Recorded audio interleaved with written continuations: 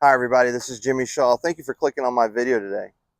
Please like, subscribe, and comment down below for any other tips, drills, or any other type parts of the game that you want me to cover. If you want me to help you with your game, you can find me at these two locations, and the links are in the description. Again, thank you, and I hope you enjoy this video. Let's talk about in the transition, hip stability. Again, like I've said in another video, we don't want to feel like we just rotate in place and our hips kind of stay in place and rotate, because then they're going to get stuck behind us. If we turn back properly, that left hip kind of comes forward, or my lead hip comes backwards into my trail hip. My lead side comes off that lead foot. I have to reposition it. So there is going to be shifting.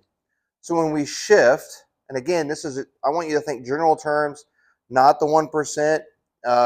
When I say this, you're going to think of Scotty Scheffler and the amount of lateral shifting that he does in his hips on the downswing. And you're going to say, well, you're wrong because Scotty does that.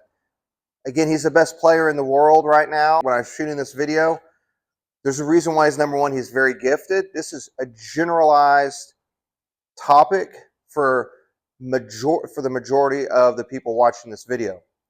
So when we shift, you will find that most top level players have a shifting and a moving of the hip as we shift. The key is when we're transitioning and shifting into that lead side, we don't want to do it with the hip. Now you can see how my left hip has swayed past my left foot, and now I'm leaning back. When we shift, we want to do it with that lead leg, planting in the ground, and starting to pivot up through the leg. So the hip is going to travel, but it is still going to be stabilized and still. As you can see, even though it's moving, my right hip hasn't swayed forward. Shift. Now I turn, and as you can see, my left hip has remained stable, hasn't gotten too far out in front. Now we're turning through it. Okay?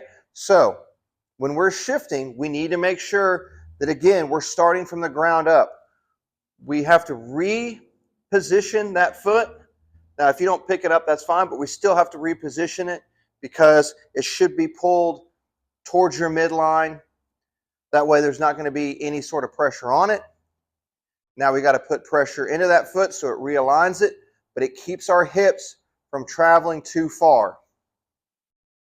Here, and now I can pivot and then come through and I get that right side, my trail side, come flying through, pivoting around my lead side.